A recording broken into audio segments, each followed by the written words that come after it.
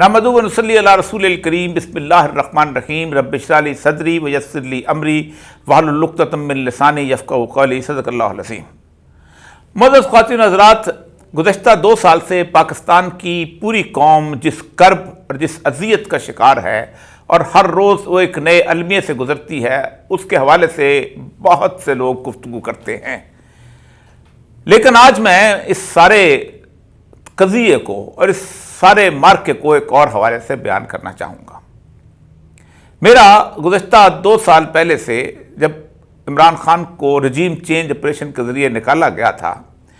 یہ ایک مکمل طور پہ ایک ایمان کی حد تک سمجھنے والی بات تھی کہ میں تصور کر رہا تھا اس وقت کہ عمران خان جو ہے یہ پوری دنیا کے اس وقت چھائے ہوئے طاغوت کا نشانہ بن چکا ہوا ہے، اور شاید اس کے لیے وہ وقت دن بدن مشکل سے مشکل ہوتا چلا جائے۔ یہی وجہ ہے کہ اس وقت عمران خان کا ساتھ دینا بالکل ایسے ہی تھا کہ جیسے معرکہ خیر و شر میں خیر کا ساتھ دینا ہو، کیونکہ اس کے مقابلے میں سارے کا سارا شر اکٹھا ہو چکا ہوا تھا۔ معزز خواتین و حضرات، گزشتہ تقریباً 3-4 دن سے یہ سارے کا سارا معرکہ جو ہے ایک خاص مقام پر آ کے اکٹھا ہو رہا ہے، اور وہ ہے 8 فروری، اور وہ دن ایسا ہے کہ جس دن تمام تر قوتیں ایک طرف اور عوام کی قوت اس کے مقابلے میں کھڑی ہوگی۔ یہ تمام قوتیں کیا کر سکتی ہیں اور عوام کی قوت کیا کر سکتی ہے، اس کے اوپر بعد میں بحث کریں گے، لیکن اس 2 سال کا جائزہ لیں اور گزشتہ 2-3 دنوں کے اندر جو چہرے بے نقاب ہوئے ہیں ان کے بارے میں تھوڑی سی گفتگو کرتے ہیں۔ پاکستان میں اس سے پہلے 2-3 دفعہ ایسے مارکے جو ہیں وہ وجود میں آئے، اور ہمیشہ ہوا یہ کہ جب بھی کبھی کسی ایک شخص کے مقابلے پہ شر کی قوتیں اکٹھی ہوئیں تو وہ لوگ جو کہ اہل نظر تھے، جو دیکھتے تھے، انہوں نے ہمیشہ خیر کا ساتھ دیا۔ بے شک وہ خیر جو ہے وہ بظاہر آپ کو لوگوں کے سامنے ان معیارات پہ پورا نہیں اترتا تھا جن معیارات کے اوپر ہم نے بہت سارے پیمانے مذہبی لوگوں نے بنا رکھے ہیں۔ علامہ اقبال جس زمانے کے اندر مسلم امت کی نشأت ثانیہ کی بات کیا کرتے تھے اور کہا کرتے تھے کہ جمہوریت ایک طرز حکومت ہے کہ جس میں بندوں کو گنا کرتے ہیں، تولا نہیں کرتے، اور وہ ان کا مشہور شعر گریز از طرز جمہوری غلام پختہ کار شو کہ اس مقصد و صد خر فکر انسانی نمی آئی، اس وقت بھی انہوں نے 1926 میں الیکشن بھی لڑا تھا، جیتے بھی تھے، اور پھر ایک ایسے شخص کا ساتھ دیا تھا جسے قائد اعظم محمد علی جناح کہتے ہیں، جو ایک جمہوری جدوجہد کے لیے ملک بنانا چاہتے تھے، کیونکہ انہیں اندازہ تھا کہ اس وقت پوری کی پوری خیر کی قوتیں جو ہیں وہ اس شخص کے ساتھ ہیں اور شر کی قوتیں اس کے بالکل مخالف کھڑی ہوئی ہیں، اور وہ واحد شخص ہے کہ جو شر کی قوتوں کے مخالف ہے۔ یہی وجہ ہے کہ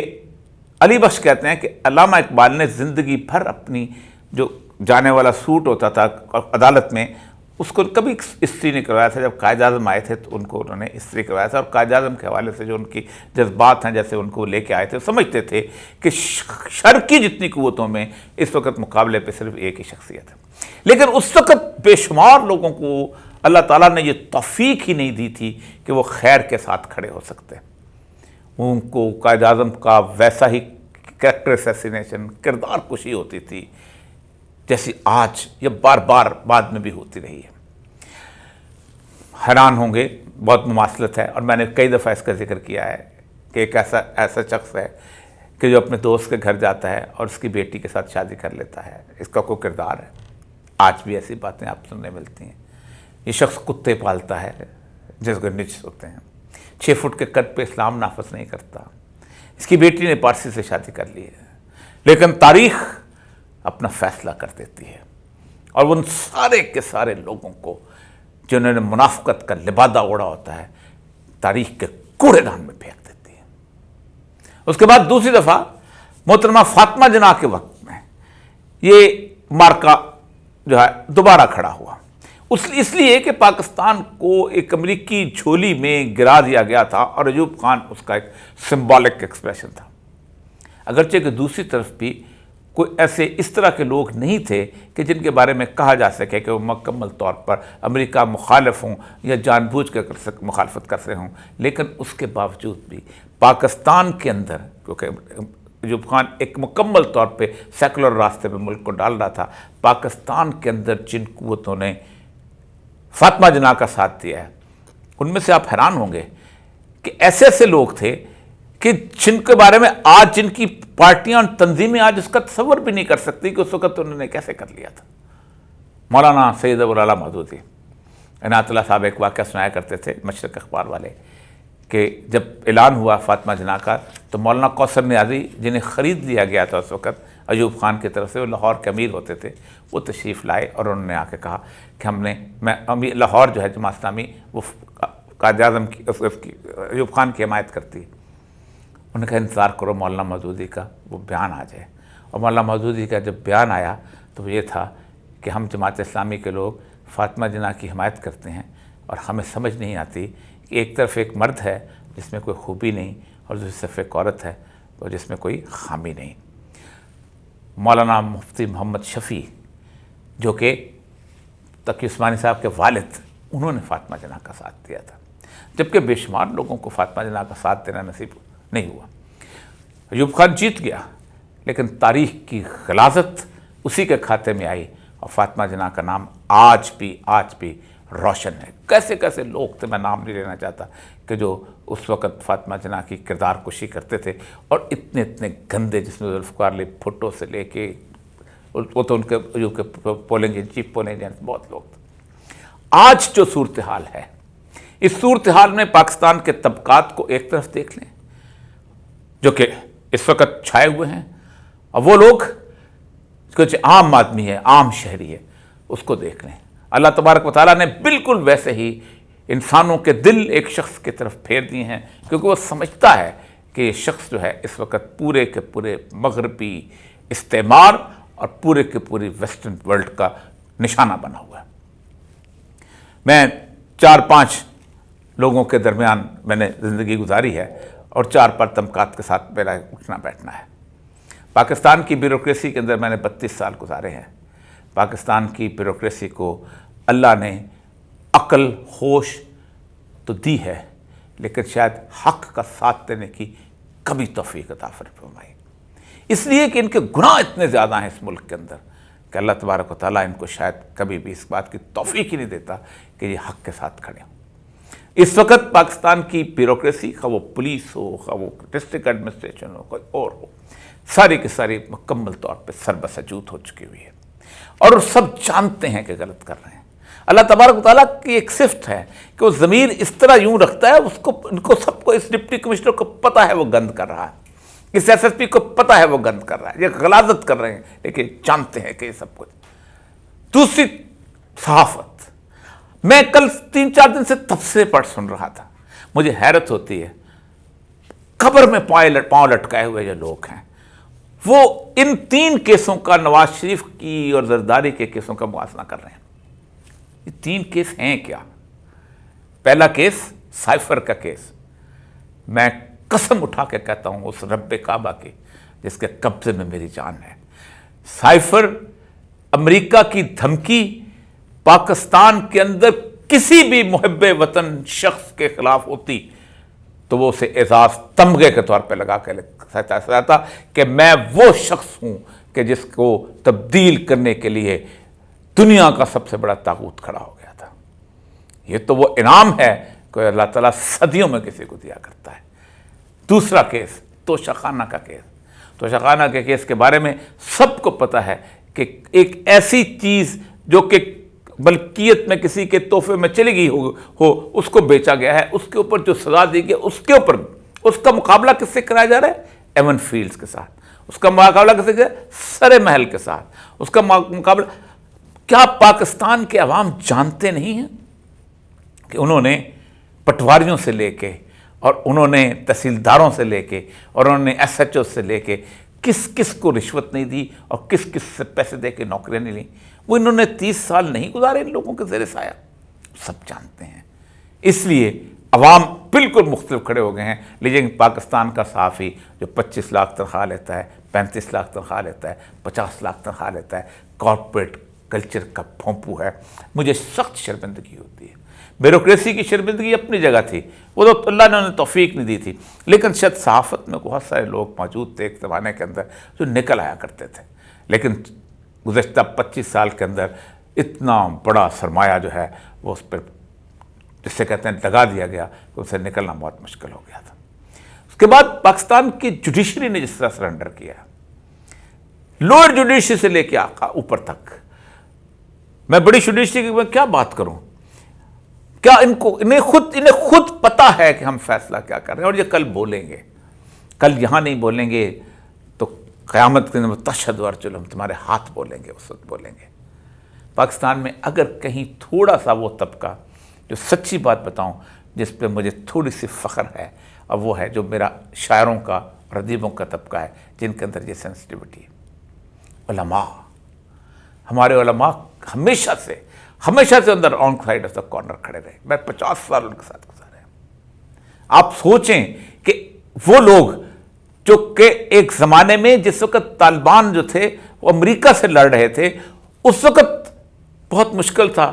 ان سے بات کرنا. وہ کہتے کہ نہیں، یہ تو ایک فساد کی صورتحال ہے، یہ تو ہمارے ہاں یہ تو ہماری جنگ بن چکی. کون ہے جنہوں نے ہزار صفحے کے فتوے نہیں بنا کے دیے؟ کون ہے کہ جس نے اس سارے معاشرے کے اندر طالبان کو خاص طور پہ انتہائی اجٹ اور گوار ثابت نہیں کیا؟ کون سا پاکستان کا عالم دین ہے جو کھڑے ہو کے یہ نہیں کہتا ہمیں طالبان والا اسلام نہیں چاہتے ہیں؟ لیکن وہ جیت گئے. اللہ نے انہیں فتح اور نصرت عطا فرمائی. اللہ تعالیٰ ہمیشہ فتح اور نصرت انہیں کو دیتا ہے. 8 فروری آنے والا ہے. میں سمجھتا ہوں کہ اس وقت جو شخص بھی عمران خان کے ساتھ نہیں ہے وہ بنیادی طور پر خیر و مارکہ خیر و شر سے نکل گیا ہے. یا تو آپ مخالف کھڑے ہو جائیں، ان قوتوں کے ساتھ کھڑے ہو جائیں، اسٹیبلشمنٹ کے ساتھ کھڑے ہو جائیں، ان پارٹیوں کے ساتھ کھڑے ہو، کھل کے آئیں. اور آپ آ گئے ہیں. اللہ نے خیموں میں تقسیم کر دیا 2 لوگوں کو. اور وہ خیمہ ایک طرف وہ ہے کہ جس کے سر کے اوپر امریکہ کا ہاتھ ہے، ایک طرف خیمہ وہ ہے جس کے اوپر انٹرنیشنل اسٹیبلشمنٹ کا ہاتھ ہے، ایک طرف خیمہ وہ ہے جو گزشتہ 2 سال سے مار کھا رہا ہے، جس میں عورتیں بھی مار کھا رہی ہیں، بچے بھی مار کھا رہے ہیں،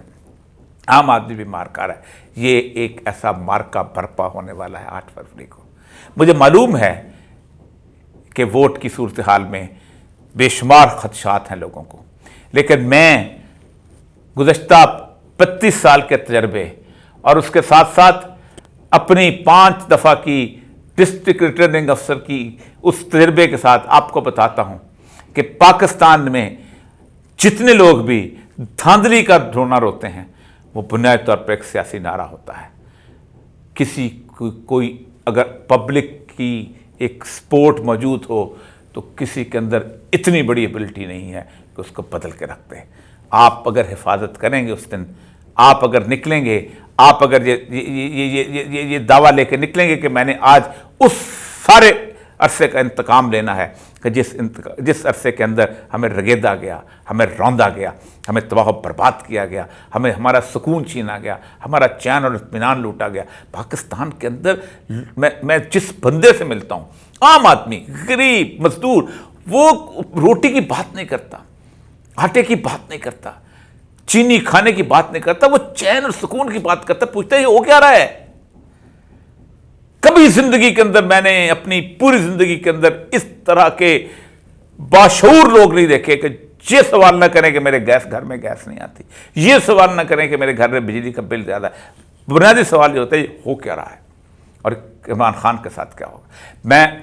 اللہ کی قسم اٹھا کے کہتا ہوں کہ میں نے جب سے عمرہ کرنا شروع کیا ہے 1989 سے لے کے آج تک 12-13 دفعہ اللہ نے توفیق دی ہوگی، 2 دفعہ حج جانے کی توفیق. کبھی آج تک مجھے کسی شخص نے نہ ایوب خان کے لیے، نہ ضیاء الحق کے لیے، نہ نواز شریف کے لیے، نہ کسی بڑے عالم دین کے لیے دعا مانگنے کو کہا ہے. مجھے ہمیشہ یا پاکستان کے لیے لوگوں نے دعا مانگنے کے لیے کہا ہے یا عمران خان کے لیے دعا مانگنے کے لیے کہا ہے.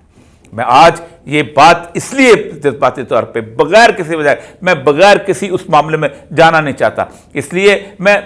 4 گھنٹے لگا کے اس بات پہ گفتگو کر سکتا ہوں کہ سائفر کا جو مقدمہ ہے یہ اس میں بودھا پن کیا ہے، یہ ہے کیا. میں 2 گھنٹے لگا کے اس پہ ایک لیگل ایسپیکٹ پہ گفتگو کر سکتا ہوں. بنیادی طور پہ ایک وکیل ہوں، لاء کا طالب علم.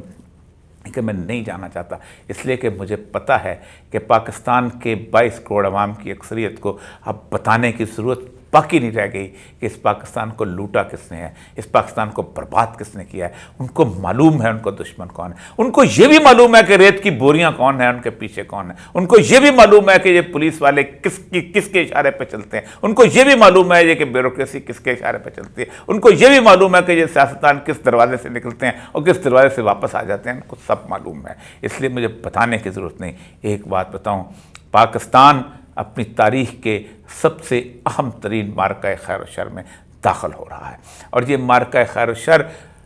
اس لیے ہے کہ اس معرکہ خیر و شر کے ایک طرف وہ امریکہ ہے جو گزشتہ تقریباً 20 سالوں کے اندر 50 لاکھ مسلمانوں کا قاتل ہے، اور ایک طرف